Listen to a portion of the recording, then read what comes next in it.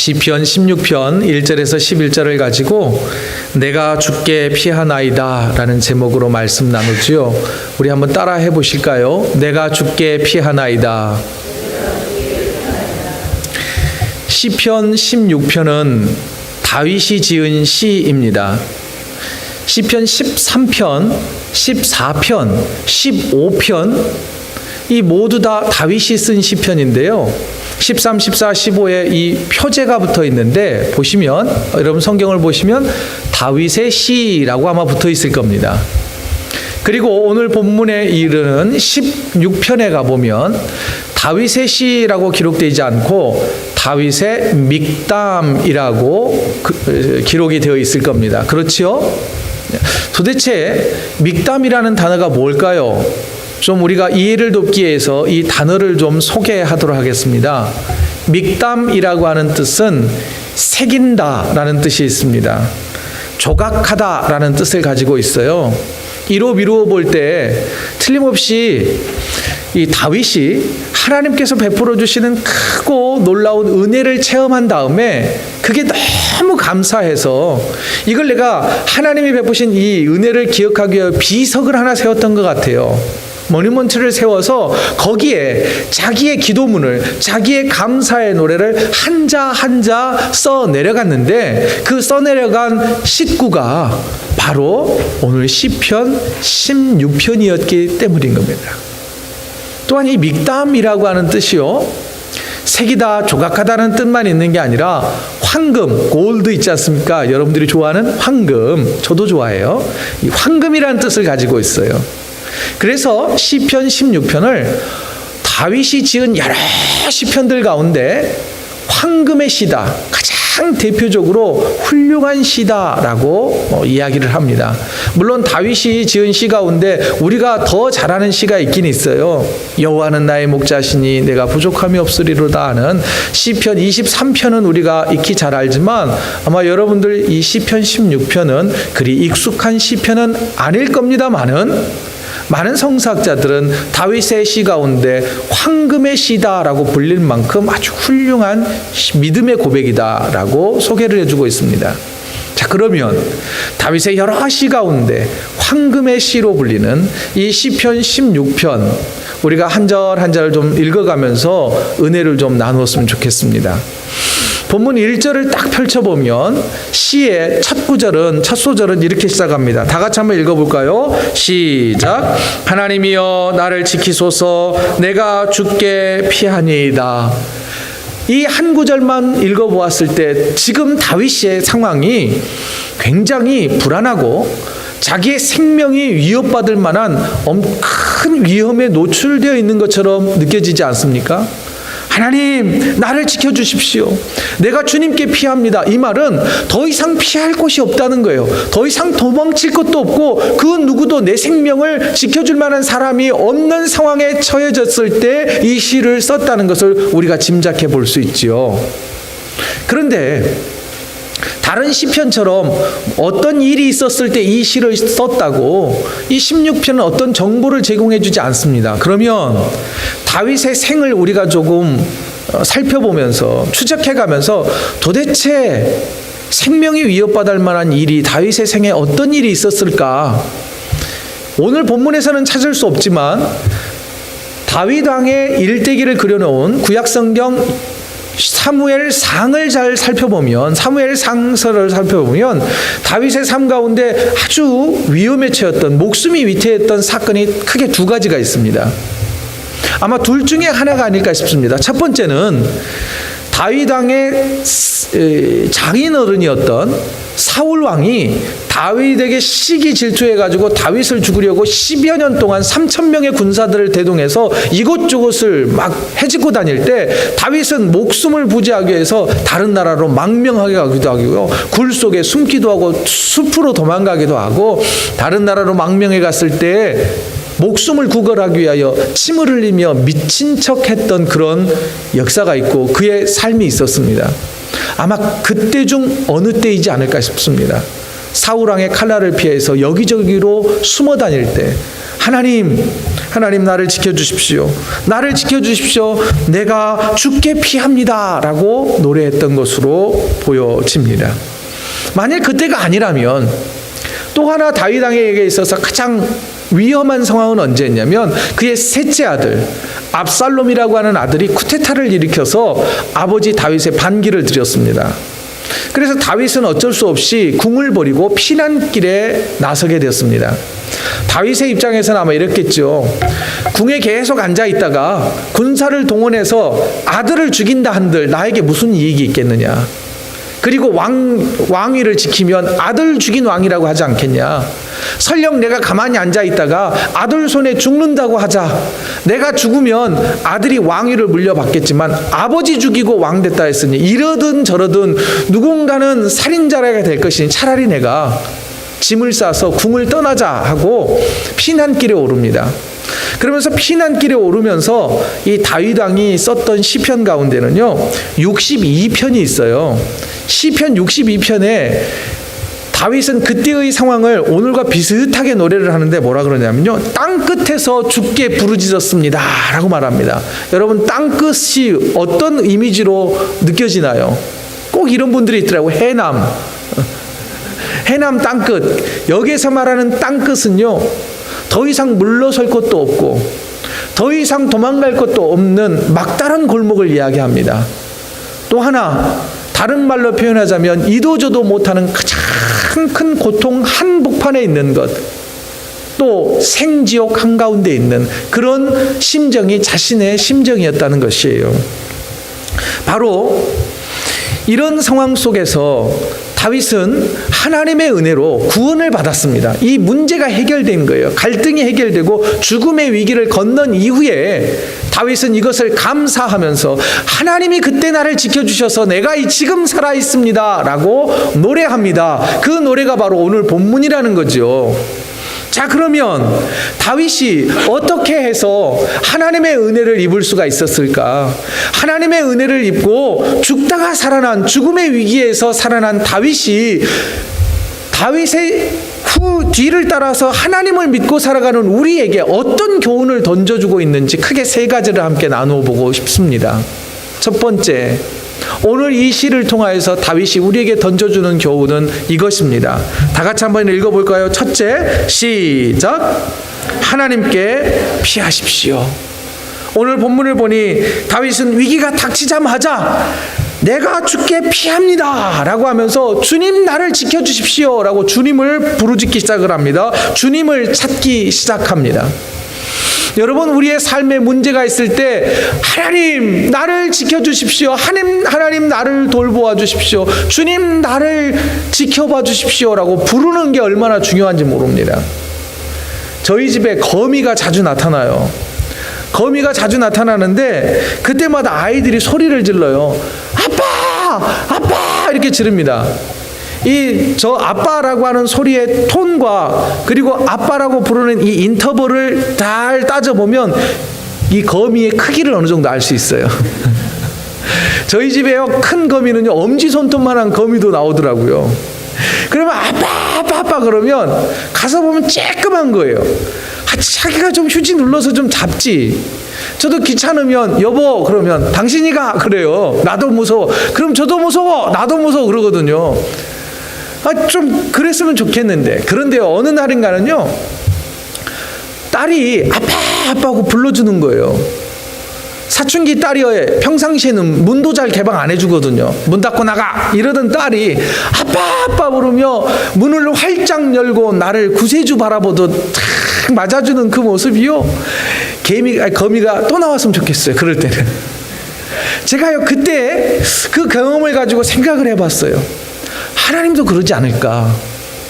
하나님도 내 삶에 거미 같은 게 나타났을 때 아빠 아버지 하나님 도와주세요 저 지금 죽어요 저 좀 살려주세요 라고 할 때 별것 아니지요. 하나님 볼 때는 야 니가 안 죽어 너도 그 일 다 해결할 수 있어. 그런데 바짝 문 열고 하나님 하면서 하나님을 기다리는 우리의 모습을 볼 때 하나님이 흐뭇해하지 않을까 생각해 보게 되었습니다.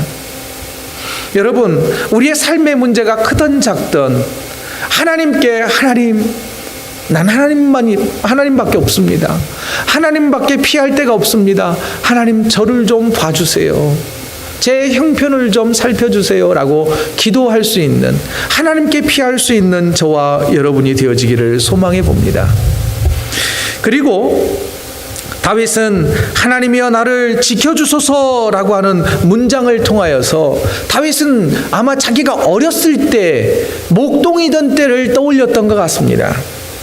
여러분, 다윗이 양과 염소를 칠 때 저 광야에서 양과 염소를 하루 이틀 밤을 새워 지새울 때 그가 했던 일은 무엇이었을까요? 아마도 가시 울타리로 양들과 염소들을 둘러 막았을 겁니다. 밤을 틈타서 양과 염소를 채가는 들짐승들로부터 보호하기 위해서 가시 울타리를 쳤단 말이죠. 바로 지금 이런 겁니다. 내가 죽게 피합니다.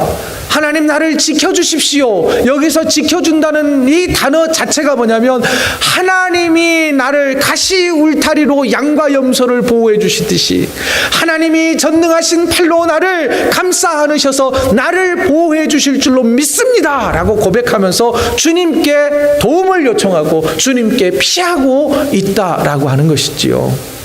여러분, 이런 다윗의 모습이 우리의 모습이기를 원합니다.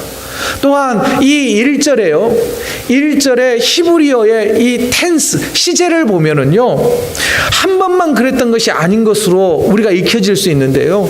보면 모두 다 과거 완료형으로 되어 있습니다. 영어로 과거 완료를 이렇게 표현하더군요. past perfect라고요. 여러분, 이건 뭐예요?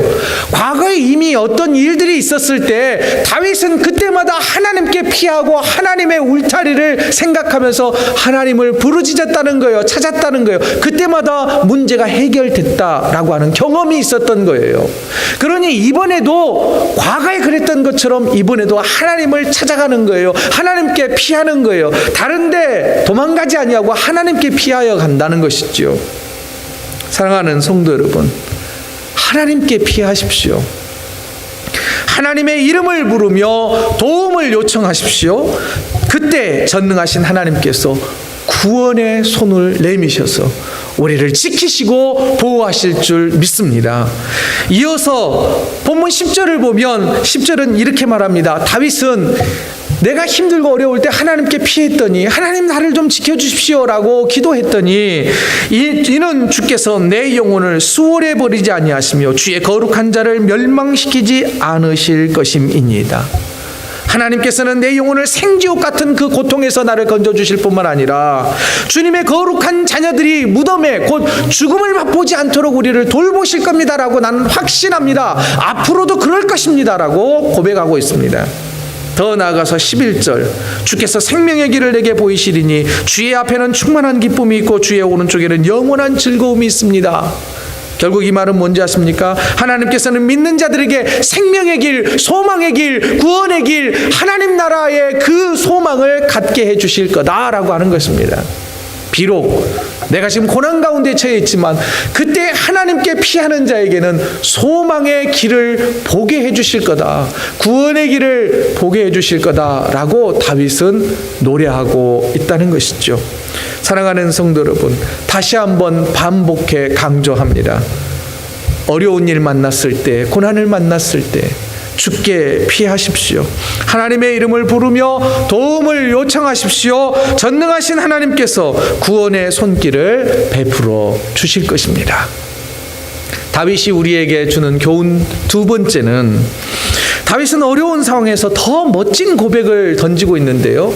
두 번째 교훈 같이 읽습니다. 시작. 하나님을 떠나지 마십시오. 우리 2절 같이 한번 읽겠습니다. 시작. 내가 여호와께 아뢰되, 이 고백은요 참 멋진 고백입니다. 사랑 고백이며 다윗의 신앙 고백입니다. 특별히 주밖에는 나의 복이 없다라고 하는 이 구절을요 조금 더 의역해 보면 어떤 말이냐면요, 한번 읽어보실까요? 시작. 주님, 당신을 떠나서 내게 행복이 어디 있겠습니까? 하나님 품을 떠나서는 나에게 그 어떤 행복이 있을 수 없다라고 고백하고 있는 거예요. 지금 다윗은 우리에게 말합니다. 어떤 고난이 있다 할지라도 하나님 떠나지 마라. 하나님 떠나봐야 거기에는 행복이 없다라고 우리에게 교훈을 던져주고 있습니다. 그런데요, 주 밖에라고 하는 이 문장에 띄어쓰기를 어떻게 하느냐에 따라서 의미가 달라진다고 해석하는 목사님이 있더라고요. 소개를 한번 해드릴게요. 주 띄고 밖에는, 이 표현은요, 주를 떠나서는 나에게 행복이 없습니다 라고 하는 뜻이고요, 주 붙여서 주 밖에는 이렇게 하면 어떤 의미일까요? 주님만 내 행복입니다. 주님만이 나의 행복입니다. 이런 뜻이 됩니다. 둘 다 참 의미 있는 해석 아닙니까? 주님을 떠나서는 나에게는 행복이란 있을 수 없습니다. 나는 주님만이 나의 행복입니다. 주님만 있으면 저는 행복합니다 라고 하는 이 둘 다의 고백이 되는 것이지요. 한 걸음 더 나아가서 다윗은 이렇게 말합니다. 주는 나의 주님이십니다 라고 고백하고 있죠. 이 말은 뭐냐면요, 하나님이 나의 주인 되십니다 라는 표현이에요. 여기에서 주인이라는 표현은 왕입니다 라고 하는 표현과도 같습니다. 곧 나의 모든 재산도 당신 소유요, 내 목숨도 당신의 소유이며 당신 손에 나의 모든 삶이 달려 있습니다 라고 고백하는 것입니다. 그러니 주님을 떠나면 죽는 것이지요. 주님밖에 나에게 있어서 기쁨이 없는 것입니다. 그러면서 다윗은 이렇게 또 4절에서 고백을 합니다. 그것을 내가 깨달았기에 나는 다른 우상을 찾아가지도 않을 것이며 나는 그들의 이름도 부르지 않을 것입니다 라고 고백을 해요. 4절 다 같이 한번 읽어볼까요? 시작. 다른 신에게 예물을 드리는 자는 괴로움이 더할 것이라. 나는 그들이 드리는 피의 전제를 드리지 아니하며 내 입술로 그 이름도 부르지 아니하리로다. 여러분, NIV 성경에는요, 영어 성경을 보면 다른 신에게 예물을 드리는 자는 이라고 하는 이 문장을 영어로는 이렇게 표현했습니다. Who run after other gods, 이렇게 표현되어 있어요. Run after, 이 말은 쫓아간다는 표현이에요. 쫓아간다. 이 말은 뭐냐면 어려운 일 있을 때, 힘든 일이 나에게 닥쳐왔을 때는 하나님께 피하고 하나님께 기도하는 것이 아니라 다른 데로 달려간다는 거예요. 아이고 안 되겠다, 가서 부적이라도 하나 써오자. 아이고 안 되겠다, 푸닥거리라도 좀 해야지. 안 되겠다, 이러다가는 뭐라도 좀 해야 되지 않겠냐, 하나님 갖고는 안 되겠다, 이런 생각을 품는 성도들이 되어서는 안 된다는 거예요. 왜 이런 말을 하고 있느냐면, 다윗이 사울 왕에게 쫓길 때 주변에서 많은 사람들이 다윗에게 이런 말을 했습니다. 내가 보니까 하나님이 널 사랑하지 않는 것 같다. 하나님이 널 사랑하지 않으니까 사울 왕을 들어서 너를 죽이려고 하는 거 아니냐. 네가 믿는 하나님이 너를 죽이려고 하는데 너는 어리석게도 왜 하나님을 계속 믿고 사냐. 우리가 믿는 신을 좀 믿어봐라. 우리가 믿는 신은 너 절대 죽이지 않을 거다. 왜냐하면 우리가 믿는 신은 네가 믿는 신하고 싸우거든. 그러니까 너를 보호해 줄 거야. 그래서 사무엘상 26장 19절에는 이렇게 되어 있습니다. 자기를 죽이려고 하는 사울 왕과 이제 얼굴을 맞대고 이야기를 하는 거예요. 한다는 말이, 원하건대 내 주 왕은 이제 종의 말을 들으소서. 사울 왕에게 지금 다윗이 하는 말, 내 말 좀 들어보십시오. 왕이시여, 만일 왕을 충동시켜서 나를 죽이려고 하는 사람이 하나님이라면 내가 제물이 되어서 내가 죽는 것도 난 두렵지 않고 내가 죽어도 좋습니다. 그런데 주변에서 왕의 마음을 이간질시키는 하나님을 믿지 않는 사람들의 말에 좀 현혹되지 마십시오. 그러면서 또 만일 당신의 마음을 현혹시키는 사람들은 하나님께서 저주를 베푸시기를 나는 원합니다. 또 그들이 내게 말하기를 뭐라고 하는지 아십니까? 너는 가서 다른 신을 섬기라. 앞서 설명드렸죠? 너 죽이려고 하는 하나님 믿지 말고 우리의 신을 믿으라 라고 했지만, 나는 절대 하나님을 의심하지 않았고, 나는 절대 다른 신을 예배하려고 다른 신을 쫓아가지도 않았고, 다른 신을 섬기는 사람들의 뜻대로 그들과 동행하지도 않았습니다 라고 고백하고 있습니다. 바로 이런 것입니다. 여러분, 다윗의 이 도피 생활은요 10년이 넘었습니다. 10년이 넘도록 하나님의 사랑을 의심하지 않는 것, 이게 쉬운 일이 아니죠. 주변에서 그런 거 있지 않습니까? 믿어봐야 소용없잖아. 굳이 믿어? 뭐하러 믿어? 그냥 차라리 다른 신 믿어. 아니 다른 종교를 믿든지. 그렇게 말하는 분들이 정말 있더라고요. 그러나 다윗은 우리에게 말합니다. 절대 하나님 떠나지 말라고. 하나님 사랑 의심하지 말라고. 다른 사람들처럼 이리 갔다 저리 갔다 하지 말라고 우리에게 말해주고 있습니다. 사랑하는 성도 여러분, 주님 당신을 떠나서 내게 행복이 어디 있겠습니까? 주님 한 분만으로 내 행복 완전합니다 라고 하는 고백이 우리의 고백이 되어지기를 간절히 축원드립니다. 마지막입니다. 오늘 시편 16편을 통하여서 다윗이 주는 마지막 세 번째의 교훈은 이것입니다. 우리 다 같이 한번 읽어볼까요? 시작. 하나님을 뒤따라 가십시오. 8절은 이렇게 기록되어 있습니다. 내가 여호와를 항상 내 앞에 모시며 그가 나의 오른쪽에 계심으로 내가 흔들리지 아니하리로다. 여러분, 우리의 인생의 주인이 우리가 되면은요 굉장히 고달픕니다. 그러나 우리 인생의 주인이 하나님이 되셔서 하나님이 우리의 삶을 이끌어 가시면, 우리의 인생을 이끌어 가시면 우리는 그렇게 힘들지는 않을 거예요. 아니, 힘들지 않다, 오히려 감사하다, 기쁘다라는 고백이 훨씬 더 많을 것입니다. 여러분, 교회 일도 그렇더라고요. 교회 일을 어떤 행사를 주최를 할 때 주체가 되어서 막 이끌어갈 때는요 얼마나 힘든지 몰라요. 지금 저희가 릴루엣 원주민 선교를 준비하고 있지 않습니까? 그런데 이번 주체는 저희는 따라가는 거고요. 주체는 저 웨스트밴에 있는 세계를 품은 교회에서 전체 주관을 해주고 있습니다. 그래서 지난 금요일에 그 웨스트밴에 있는 선교팀들과 함께 모여서 저희가 기도해야 하고 미팅을 했는데 저녁 집에 돌아오니까 11시가 됐더라고요. 근데 별로 저는 피곤한지를 모르겠었습니다. 왜냐하면 갔더니 다 테이블 세팅돼 있지요. 간식 차려져 있지요. 또 그 교회 집사님이 브리핑 다 하지요. 율동 가르쳐 주지요. 그 교회 목사님이 설교해 주지요. 특강해 주지요. 저는 가만히 앉아서 받아 먹기만 하니까 얼마나 좋은지요. 저 간혹 그럽니다. 저희 아내하고 주일날 예배하러 가다가 아이고 나 오늘 설교 안 하고 나도 오늘 설교만 들으면 얼마나 행복할까, 그럴 때가 있어요.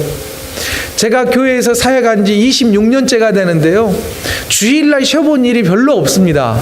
한국에 있을 때 몇 년간은 그 교회가 주일을 휴가로 줬어요. 그래서 어머니하고 장모님하고 같이 주일날 예배 드리는데 얼마나 좋은지요. 막 저한테 어서 오시라고 인사도 해주고요. 항상 제가 인사하던 사람이었는데 저에게 막 인사해주고 여기 앉으시라고, 새가족이냐고, 새가족이라고 하고 싶었어요. 바로 이런 거예요. 교회 일도요 다 차려진 것, 이게 우리가 동참하는 일은 그렇게 어렵지 않습니다. 하물며 우리의 인생을 하나님이 이끌어가 주시는데, 하나님의 뒤를 따른다는데, 전능하신 하나님이 우리의 삶을 이끌어 가실 때에 하나님보다 앞서가면 당연히 힘들죠. 그러나 우리가 하나님의 뒤를 따른다면 우리의 길은 훨씬 더 수월한 인생길이 되지 않을까 싶습니다. 다윗은 또한 하나님께서 내 오른쪽에 계시니 내가 흔들리지 않을 것입니다 라고 고백합니다. 여러분, 어렸을 때, 또 우리 특히 아이들 어렸을 때 생각납니까? 아장아장 걸어갈 때 손잡고 가다가 애가 넘어지려고 하면 어떻게 해요? 가만두면 코박지요. 그러면 아빠가 전능하신 손과 그 능력으로 아이를 쭉 잡아챕니다. 어깨가 빠지든 말든. 코 깨지는 것보다 나으니까. 그죠? 쭉 잡아채면 어떻게 해요? 아이가 넘어지지 않고 다치지 않는 것과 같습니다. 또 아이가 조금 더 크면 엄마 아빠 양쪽 손에 가지고 가다가 뭐 웅덩이가 있거나 아니면 작은 장애물이 있으면 애들이 뭐라 그래요? 엄마 하면 어떻게 해요? 양쪽에서 이 두 부모님의 또 알 수 없는 그 힘과 능력으로 아이를 공중부양시켜서 그 작은 돌멩이를 넘어가게 하는 그 은혜로운 역사 우리들에게 있지 않습니까? 하물며 하나님의 전능하신 팔이 우리를 붙들고 계시는데 히브리 사람들은 오른쪽이라고 하는 것은 힘 있는 것, 강한 것, 권능 이런 것들을 상징했습니다. 하나님이 우리 오른편에 계시니, 오른손으로 우리를 붙들어 주시니 얼마나 감사하냐라고 하는 고백인 것입니다. 그 결과 우리가 누리게 되는 은혜가 무엇인지 다윗은 9절에서 다음과 같이 노래합니다. 우리 다 같이 한번 읽어보지요. 시작.